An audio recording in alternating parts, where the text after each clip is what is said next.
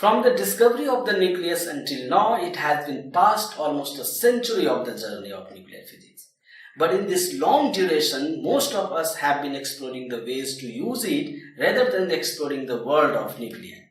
That's why only a few nuclei have been discovered to date. We have discovered that there are 288 stable or nearly stable nuclei that occurs in nature, which is around 99.9% of the matter in the visible world around us. Apart from that, more than 3000 nuclei have been synthesized in laboratories, but this number is less than half of the number of the nuclei that could exist in our world.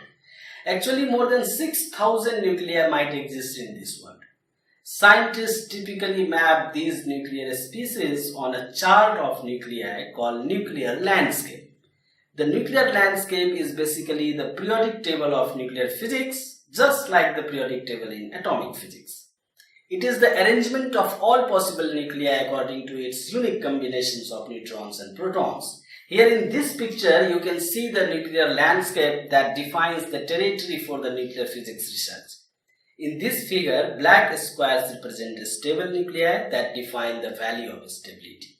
It is also known the beta stability line, because these unstable nuclei in the neighborhood of the stable nuclei decay preferentially by beta particle emission and attain the stable configuration.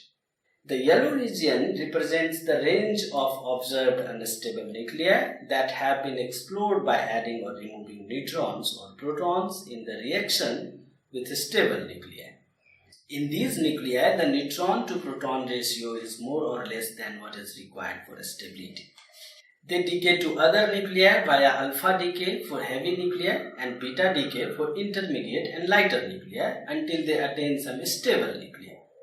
The green region represents many thousands of radioactive bound nuclei far from the value of stability that remains to be explored. The line of stability almost coincides with the n equal to z lines for the lighter nuclei but tends towards more neutron-rich isotopes for heavier nuclei. The number of isotopes of any known nucleus depends on the interplay between the electromagnetic force between protons and the strong nuclear forces between nucleons inside the nucleus. So there is a limit up to which the neutrons can be added to or removed from a given nucleus. And hence the drip line to the bottom right of the chart of the nuclei is called the neutron drip line. The neutron drip line is reached when the binding energy for the last neutron becomes zero. Just like the limitation of isotopes, there is a limitation in isobar also. The number of isobars for a given mass number is limited.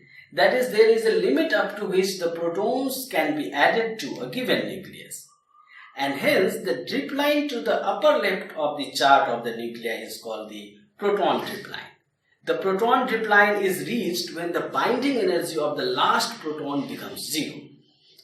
The nucleus after which no protons or neutrons can be added to a given nucleus is called the drip line nucleus. That is, the nuclei that lie on the drip lines are called the drip line nuclei. Till now, proton and neutron drip lines have not been well known for the heavier elements, so there is a lot of research is needed in the heavy and super heavy region of nuclear physics to develop the nuclear landscape.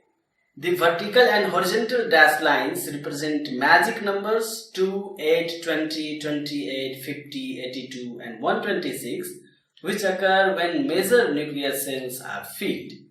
Doubly magic nuclei lie at the intersection of dashed lines. It occurs when both the protons and neutrons numbers are the magic number. Symmetrical nuclei in the nuclear chart have an equal number of protons and neutrons, and hence they lie on the n equal to z line. This is all about the nuclear landscape. Meet you in the next video. Take care and goodbye.